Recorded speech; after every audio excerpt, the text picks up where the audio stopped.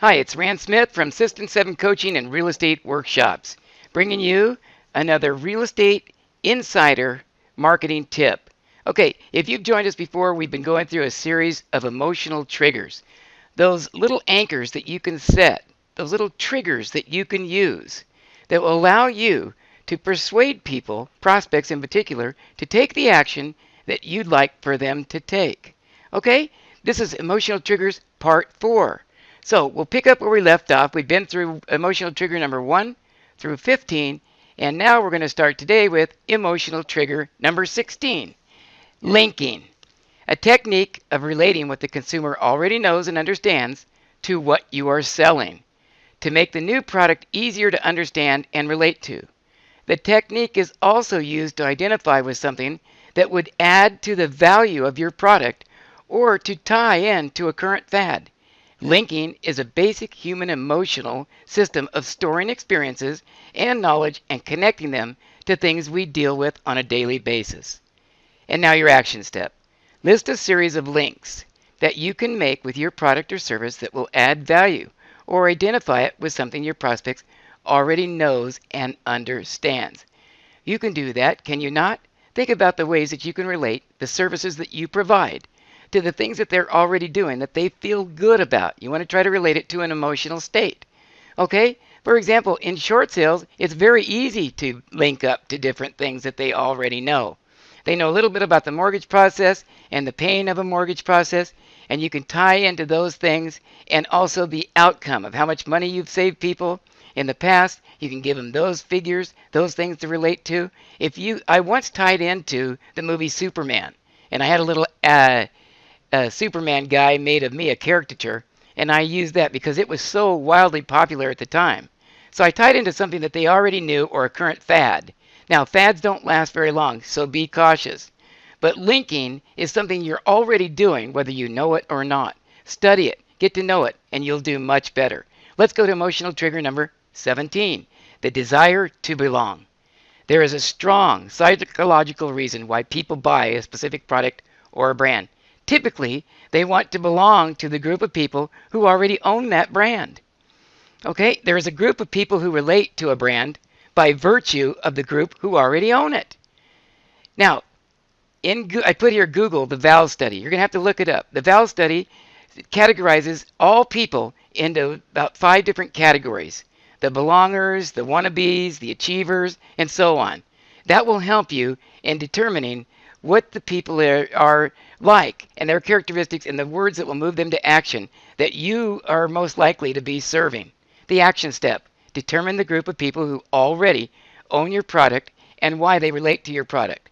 Use the information to craft your sales presentation. Okay, so you want to figure out who is already using your service. Okay, those are the people that you're already serving. Ask them lots and lots of questions. Now, I have a perks club for my clients. When you either list or you're going to sign a buyer broker agreement with me, you become a member of our perks club. And there's all sorts of discounts that you get and money off. We'll pay for your termite inspection if the seller doesn't. We'll provide you with a home warranty if the seller doesn't pay for it. As a buyer, we have a perks club. People want to belong. Why? The desire to belong is extremely strong. So we also have a smart buyer program. People enroll in that program. So if you have a service that people desire to belong to, you want to have them enroll in it. Okay, emotional trigger number 18. Sense of urgency. If you've sold your prospect, but the prospect decides to think about it, chances are you've lost the sale. Boy, how true is that? Time has a way of eroding even the best sales message into distant memories. It is therefore quite important to make your call for action as compelling as possible with a sense of urgency that won't allow procrastination. Note, short-term memory is like RAM. When you go to sleep, when people go to bed, it erases that short-term memory. You want to get into their long-term memory, which is ROM. Okay? Action step. Come up with a solid reason why your product or service must be acted on right away. Provide incentives, reason to buy now, and strong calls for action. The best way I know of to create a sense of urgency is with ethical bribes or inducements. Okay? And you can do that by offering them this. You can say, I'll sell your home in 90 days or less, or I'll pay you $1,000. Now, the way that program works, they have to be willing to do 2 things. We both have to agree on price because there's lots of opinions, only one set of facts. We'll look at the facts of record together. Together, we both must agree on the pricing strategy. Okay, if not, I'll credit them $1,000 at the close of escrow. The other thing I ask them to do is any fix-ups that I require to make the property show in its best light. They do those two things, I'll guarantee to sell it in 90 days or less. The other thing you can do is a time frame. If you're offering something, you might give it a time frame. Like if you're offering a free package for sale by owners, which is your pre-listing package. You might say that this offer is valid till a specific date. Maybe it's December 5th. You can put a time frame in there on some offers that you make, and that will speed up their call to action. Also, one reminder, if you do a listing presentation and they still want to think about it, chances are you're not going to get that listing. Because for every minute that you're gone away from that property, the chances of them listing with you go down every single minute. Okay, emotional trigger number 19, exclusivity. To be the owner of something that few others can own is one of the strong human motivations. A collectible, limited edition, short production run, or something so expensive that only a few own it. And all are strong motivating factors in causing a prospect to buy. And now for the action step. Make your product more exclusive by limiting its availability and making this fact known. You can enhance its exclusivity through signed and limited items, comparing the quantity available with other products on the market, and showing how demand is making the product scarce. At one time in my business, I had so many listings that I said that right now I couldn't take any more listings, and I had a waiting list. And that meant that I created a demand. It was exclusive, the thing that I offered. My Perks Club is exclusive. How do you get to belong to my Perks Club? You have to list or sell a home through me, sign a buyer broker agreement. Then you can get into my Perks Club. How do you get my Smart Buyer Program? The same way. How do you get my Love It or Leave It guarantee? Same way. You have to have bought a home through me. Make it exclusive, and you will have a lot better chance, and you'll never have anybody ask you to reduce your commission again. Okay, emotional trigger number 20. Simplicity. Keeping your sales presentation simple is extremely important. For each complication in your offer, your effectiveness drops dramatically.